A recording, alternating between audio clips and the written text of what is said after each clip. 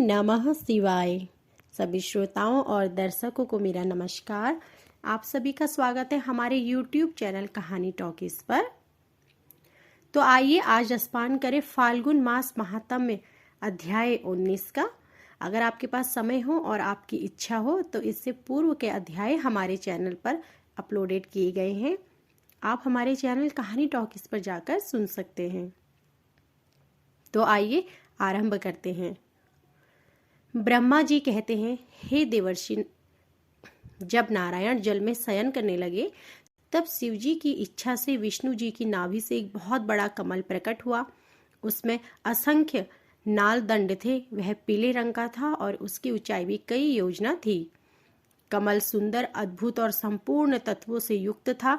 वह रमणीय और पुण्य दर्शकों के योग्य था। तत्पश्चात भगवान शिव ने मुझे अपने दाहिने अंग से उत्पन्न किया। उन महेश्वर ने अपनी माया से मोहित कर नारायण देव के नाभि कमल में मुझे डाल दिया और लीला पूर्वक मुझे प्रकट किया। इस प्रकार उस कमल से पुत्र के रूप में मुझे जन्म मिला। मेरे चार मुख, लाल मस्तक पर त्रिपुंड धारण किए हुए थे। भगवान शिव की माया से मोहित होने के कारण मेरी ज्ञान शक्ति बहुत दुर्लभ हो गई थी और मुझे कमल के अतिरिक्त और कुछ भी दिखाई नहीं दे रहा था। मैं कौन हूँ, कहाँ से आया हूँ, मेरा कार्य क्या है, मैं किसका पुत्र हूँ, किसने मेरा निर्माण किया है, कुछ इसी प्रकार के प्रश्नों ने मुझे परेशानी में डाल दिया था। कुछ क्षण बाद मुझे बुद्धि प्राप्त हुई और मुझे लगा कि इसका पता लगाना बहुत सरल है। इस कमल का उद्गम स्थान इस जल में नीचे की ओर है और इसके नीचे मैं उस पुरुष को पा सकूंगा जिसने मुझे प्रकट किया है। यह सोचकर एक नाल को पकड़कर मैं 100 वर्षों तक नीचे की ओर उतरता रहा, परंतु फिर भी मैंने कमल की जड़ को नहीं पाया। इसलिए मैं पुनः ऊपर की ओर बढ़ने लगा। बहुत ऊपर जाने पर भी कमल कोश को नहीं पा सका। तब मैं और अधिक परेशान हो गया। उसी समय भगवान शिव की इच्छा से मंगलमयी आकाशवाणी प्रकट हुई। उस वाणी ने कहा, तपस्या करो। उस आकाशवाणी को सुनकर अपने पिता का दर्शन करने हेतु मैंने तपस्या करना आरंभ कर दिया और 12 वर्षों तक घोर तपस्या की। तब 4 भुजाधारी सुंदर नेत्रों से शोभित भगवान विष्णु प्रकट हुए। उन्होंने हाथों में शंख, चक्र, गदा और पद्म धारण कर रखे थे। उनका शरीर श्याम कांति से सुशोभित था। उनके मस्तक पर मुकुट विराजमान था तथा उन्होंने पीतांबर वस्त्र और बहुत से आभूषण धारण किए हुए थे। वे करोड़ों कामदेवों के समान मनोहर दिखाई दे रहे थे और सांवली व सुनहरी आभा से शोभित थे। उन्हें वहां देखकर मुझे बहुत हर्ष व आश्चर्य हुआ। भगवान शिव की लीला से हम दोनों में विवाद छिड़ गया कि हम में से बड़ा कौन है। उसी समय हम दोनों के बीच में एक ज्योतिर्मय लिंग प्रकट हो गया। हमने उसका पता लगाने का निश्चय किया। मैंने ऊपर की ओर और विष्णु जी ने नीचे की ओर स्तंभ के आरंभ और अंत का पता लगाने के लिए चलना आरंभ किया, परंतु हम दोनों को ही उस स्तंभ का कोई छोर नहीं मिला। थककर हम दोनों अपने उसी स्थान पर आ गए। हम दोनों ही शिव जी की माया से मोहित थे। श्री हरि ने सभी ओर से परमेश्वर शिव को प्रणाम किया। ध्यान करने पर भी हमें कुछ ज्ञात न हो सका। तब मैंने और श्री हरि ने अपने मन को शुद्ध करने के लिए अग्नि स्तंभ को प्रणाम किया। हम दोनों कहने लगे, महाप्रभु, हम आपके स्वरूप को नहीं जानते। आप जो भी हैं, हम आपको नमस्कार करते हैं। आप शीघ्र ही हमें अपनी असली रूप में दर्शन दे। इस प्रकार हम दोनों अपने अहंकार को भूलकर भगवान शिव को नमस्कार करने लगे। ऐसा करते हुए 100 वर्ष बीत गए। ब्रह्मा जी बोले, मुनीश्वर नारद, हम दोनों देवता घमंड को भूलकर निरंतर भगवान शिव का स्मरण करने लगे। हमारे मन में ज्योतिर्लिंग के रूप में प्रकट परमेश्वर के वास्तविक रूप का दर्शन करने की इच्छा और प्रबल हो गई। शिव शंकर गरीबों के प्रतिपालक, अहंकारियों के गर्व को चूर करने वाले तथा सबके अविनाशी प्रभु हैं।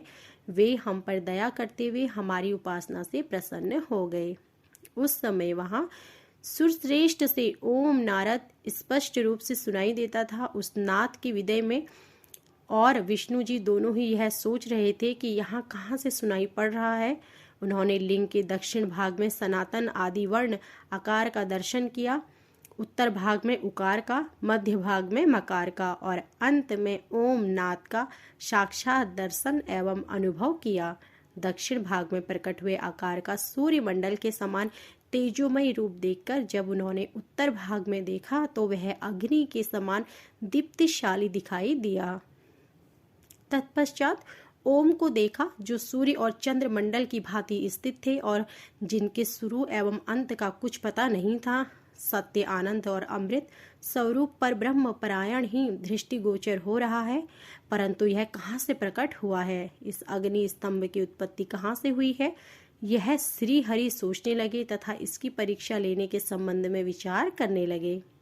तब श्री हरि ने भगवान शिव का चिंतन करते हुए वेद और शब्द के आवेश से युक्त हो अनुपम अग्नि स्तंभ के नीचे जाने का निर्णय लिया। मैं और विष्णु जी शिव का चिंतन कर रहे थे, तभी वहां एक ऋषि प्रकट हुए। उन्हीं ऋषि के द्वारा परमेश्वर विष्णु ने जाना कि इस शब्द ब्रह्ममय शरीर वाले परम लिंग के रूप में साक्षात पर ब्रह्म स्वरूप महादेव जी प्रकट हुए हैं। यह चिंता रहित रुद्र है।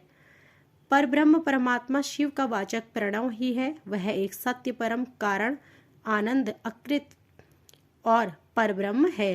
प्रणव के पहले अक्षर आकार से जगत के बीजभूत अर्थात ब्रह्मा जी का बोध होता है। दूसरे अक्षर उकार से सभी के कारण श्री हरि विष्णु का बोध होता है तथा तीसरे अक्षर मकार से भगवान शिव का ज्ञान होता है। आकार सृष्टिकर्ता, उकार मोह में डालने वाला और मकार नित्य अनुग्रह करने वाला है। मकार अर्थात भगवान शिव विष्णु जी योनि है, महेश्वर जी बीज और योनि है। इन सभी को नाद कहा गया है। बीजी अपने बीज में अनेक रूपों में विभक्त करते हैं। बीजी भगवान शिव लिंग के उकार रूप या योनि में स्थापित होकर चारों तरफ ऊपर की ओर बढ़ने लगा। वह दिव्य कई वर्षों तक जल में रहा। हजारों वर्षों के बाद भगवान शिव ने इसको दो भागों में विभक्त कर दिया। तब इसके दो भागों से पहला स्वर्णमय कपाल ऊपर की ओर स्थित हो गया, जिससे स्वर्गलोक उत्पन्न हुआ तथा कपाल के नीचे भाग से 5 तत्वों वाली पृथ्वी प्रकट हुई। उससे चतुर्मुख ब्रह्मा उत्पन्न हुए और समस्त लोकों के सृष्टा हुई। भगवान महेश्वर त्रिविध रूपों में वर्णित है, इसलिए ज्योतिर्लिंग स्वरूप सदाशिव को ओम कहा गया है। इसकी सिद्धि यजुर्वेद में भी होती है। देवेश्वर शिव को जानकर विष्णु जी ने शक्ति संभूत मंत्रों द्वारा उत्तम एवं महान अनुभव से शोभित भगवान शिव की स्तुति करनी शुरू कर दी। इसी समय मैंने और विश्वपालक भगवान शिव ने एक अद्भुत व सुंदर रूप देखा, जिसके 5 मुख 10 भुजा कपूर के समान गौरवर्ण परम कांतिमय अनेक आभूषणों से सुशोभित महान उदार महावीर्यवान और महापुरुषों के लक्षणों से युक्त था, जिसके दर्शन पाकर मैं और विष्णु जी धन्य हो गए। तब परमेश्वर महादेव भगवान प्रसन्न होकर अपने दिव्यमय रूप से स्थित हो गए। आकार उनका मस्तक और आकार ललाट है। इकार दाहिना और इकार बाया नेत्र है। उकार दाहिना और उकार बाया कान है। दाया और बाया गाल है। एकार और एकार उनके दोनों होंठ हैं। ओकार और औकार उनकी दोनों दंत पंक्तियां हैं। पकार पेट है। फकार दाहिना और बकार बायां पार्श्व भाग है। भकार कंधा और मकार हृदय है। हकार नाभि है। यौ से 100 तक के 7 अक्षर 7 धातुएं हैं, जिनसे भगवान शिव का शरीर बना हुआ है। इस प्रकार भगवान महादेव और भगवती उमा के दर्शन कर हम दोनों धन्य हो गए। हमने उनके चरणों में प्रणाम किया। तब हमें 5 कलाओं से युक्त ओमकार जनित मंत्र का साक्षात्कार हुआ। तत्पश्चात महादेव जी ओम तत्वमसि महावाक्य दृष्टिगोचर हुआ, जो परम उत्तम मंत्र रूप है। इसके बाद धर्म और अर्थ का साधक बुद्धि स्वरूप 24 अक्षरीय गायत्री मंत्र प्रकट हुआ, जो पुरुषार्थ रूप फल देने वाला है। तत्पश्चात मृत्युंजय मंत्र, फिर पंचाक्षर मंत्र तथा दक्षिणा मूर्ति व चिंतामणि का साक्षात्कार हुआ। इन 5 मंत्रों का विष्णु भगवान ने ग्रहण कर जपना आरंभ किया। ईशो के मुकुटमणि ईशान हैं, जो पुरुषार्थ पुरुष हैं, हृदय को प्रिय लगने वाले, जिनके चरण सुंदर हैं, जो सांप को आभूषण के रूप में धारण करते हैं, जिनके पैर व नेत्र सभी ओर हैं, जो मुझ ब्रह्मा के अधिपति, कल्याणकारी तथा सृष्टि पालन एवं संहार करने वाले हैं, उन वरदायक शिव की मेरे साथ भगवान विष्णु ने प्रिय वचनों द्वारा संतुष्ट रूप से चित्त से स्तुति की। तो यह थी हमारी आज की फाल्गुन मास महात्म्य अध्याय 19। आशा करती हूँ कि आपको हमारी यह वीडियो पसंद आई होगी। ऐसे ही बाकी शेष अध्यायों को सुनने के लिए हमारे चैनल को सब्सक्राइब करें और हमारी वीडियो को लाइक करें और बेल आइकन दबाएं, जिससे कि हमारी वीडियो प्रसारित होते ही आपको जानकारी मिल सके। आप सभी का धन्यवाद।